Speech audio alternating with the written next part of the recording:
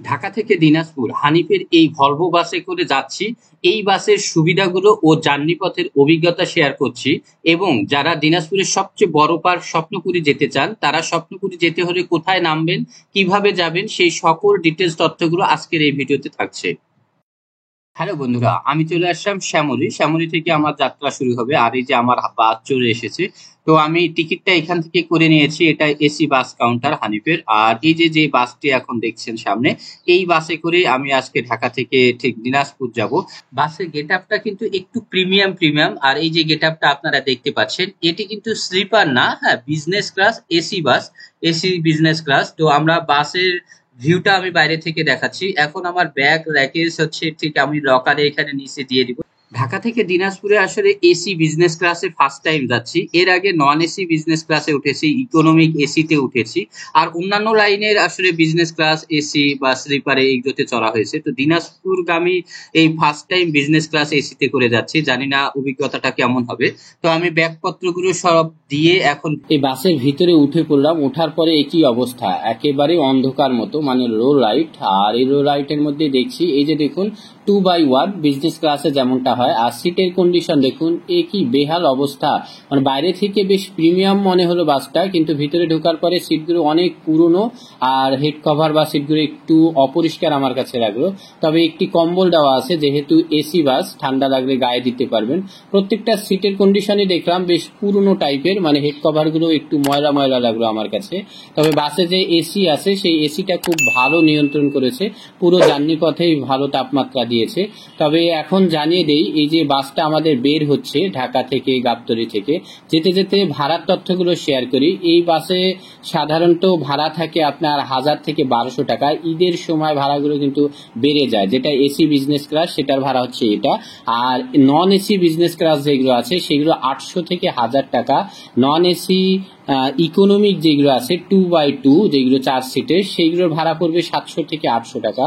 আর sleeper এখনো আমাদের দিনাজপুর পর্যন্ত ঢাকা থেকে খুব বেশি অ্যাভেলেবেল না, নতুন চালু হয়েছে শুনেছি, আমি এখনো ভ্রমণ করি নাই। তবে এগুলোর ভাড়া কেমন সঠিক আমার জানা নেই। তো আমাদের জার্নি এই যে চলছে, রাতের জার্নি। চলে আসছি বন্ধুরা একদম বগুড়ায়, আর ঠিক যাত্রা বিরতিতে। আর পিছনে যে বাসটি দেখছেন, ঠিক এই বাসে করে চলে আসছি।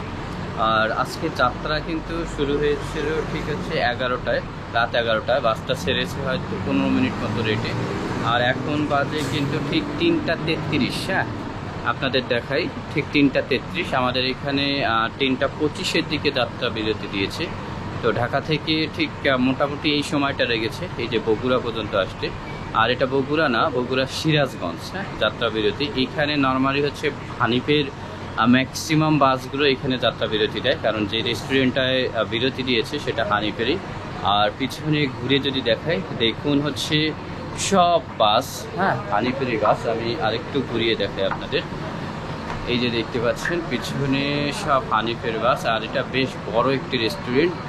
আর এখানে ঠিক এসি বাসের যাত্রী এবং নন এসি বাসের যাত্রীদের জন্য আলাদা। নিচে যেগুলো দেখছেন এগুলো সব নন এসি বাস, এবং এই পাশে এই যাত্রীরা হচ্ছে নন এসি বাসের যাত্রীরা হচ্ছে নিচে যাবে। এবং আমি যেখানে দাঁড়িয়ে আছি এটা হচ্ছে সিঁড়িতে, এটা দোতলা, এটা হচ্ছে এসি বা ডিলাক্স যাত্রীদের জন্য উপরে। আপনাদের একটু দেখাচ্ছি হচ্ছে ঠিক এখানকার যে রেস্টুরেন্টটা আছে সেটা। এই যে আমি দোতলায় ঢুকে পড়েছি, দেখুন এখানে লেখা আছে এসি ডিলাক্স, অবি হাইওয়ে। এই যে হাইওয়ে হোটেল অ্যান্ড রেস্টুরেন্ট। আমি এখানে ফ্রেশ হয়ে নিলাম। ফ্রেশ হওয়ার পরে এখান থেকে একটা দই খেলাম, কাপ দই, যেটা 60 টাকা মূল্য নিল। তো খাওয়ার পরে এই যে বেরিয়ে পড়লাম। এখন আমাদের বাসটা এখান থেকে আবারও যাত্রা শুরু করবে। আর সিরাজগঞ্জ থেকে এখানে যাত্রা পথ আমাদের শুরু হচ্ছে। তবে বাসের জার্নি পথে কিন্তু টিকিটের সঙ্গে একটা মিনারেল ওয়াটার পাবেন, সান মিনারেল ওয়াটার। এটা আপনি টিকিটের সঙ্গেই ফ্রি পেয়ে যাচ্ছেন। আর পুরোপুরি জার্নি পথে রাত অতিক্রম করে আমাদের ভোর হয়ে গেছে। মোটামুটি সকালের যে ভোরের আলোটা, সেটা জানালা দিয়ে আমার ভিতরে চলে আসতেছে। আর জানিয়ে রাখি, ঠিক ঢাকা থেকে দিনাজপুর বা ফুলবাড়ি কিন্তু আসতে আপনার সময় লাগবে 7 থেকে 8 ঘন্টা। ট্রেনে যদি আসেন তাহলে 9 থেকে 10 ঘন্টা। অনেক সময় বাসগুলো কিন্তু 6 ঘন্টায়ও নিয়ে আসে। এর কম সময়ে আমি কখনো পাইনি 6 ঘন্টার থেকে কম সময় ফুলবাড়ি বা দিনাজপুর আসতে। এই সময়টা লাগে। তো আপনারা যারা এই সাইডে ভ্রমণ করবেন, উত্তর উত্তরবঙ্গে, তারা ভ্রমণ পথে কিন্তু অনেক সবুজ প্রাকৃতিক দৃশ্য দেখতে পাবেন। কারণ উত্তরবঙ্গে প্রচুর ধান শস্যের ফলন হয়, যেটা ফলও হয়, এই জিনিসগুলো উত্তরবঙ্গের জন্য খুবই বিখ্যাত। এইগুলো দেখতে দেখতে আপনি ট্রেনে বা বাসের ভ্রমণগুলো এনজয় করতে পারবেন। তো আমার জার্নি পথ কিন্তু প্রায় শেষের দিকে, একেবারেই ফুলবাড়ির কাছাকাছি চলে আসছি, একটু পরে আমি নামবো। আর আমার বাস এই যে চলে আসছে, আমি বাস থেকে নেমে পড়লাম। চলে আসছি হচ্ছে ঠিক দিনাজপুরের ফুলবাড়ি, আর যাব ঠিক স্বপ্নপুরী। আর স্বপ্নপুরী যাওয়ার জন্য ঠিক আপনাদের সকলকে, যারা ঢাকা, বগুড়া বা চিটাগাং এইসব অঞ্চল থেকে আসবেন, তাদের সকলকে এই দিনাজপুরের ফুলবাড়ি আসতে হবে। তো ফুলবাড়ির টিকিট কাটবেন আপনারা সবাই, বাস হোক ট্রেনের হোক। আমি স্বপ্নপুরী নিয়ে যাব আপনাদেরকে। তো আমি বাসে এসেছি, বাসে ঠিক ঢাকা মোড়ে নামবেন বা বাসকে বলে দিবেন, বাসের সুপারভাইজার বা ড্রাইভারকে, যে আমি স্বপ্নপুরী যাব, কোথায় নামলে সুবিধা হবে। তো ঢাকা মোড়ে নামবেন, ঢাকা মোড় থেকে আপনাকে অটো করে যেতে হবে। তো লেটস গো। যদি ঢাকা মোড়েই নামেন, নামার পরেই কিন্তু এই ভিউটা পাবেন, একদম মতিঝিলের শাপলা চত্বরের মতোই এই জায়গায় শাপলা চত্বর।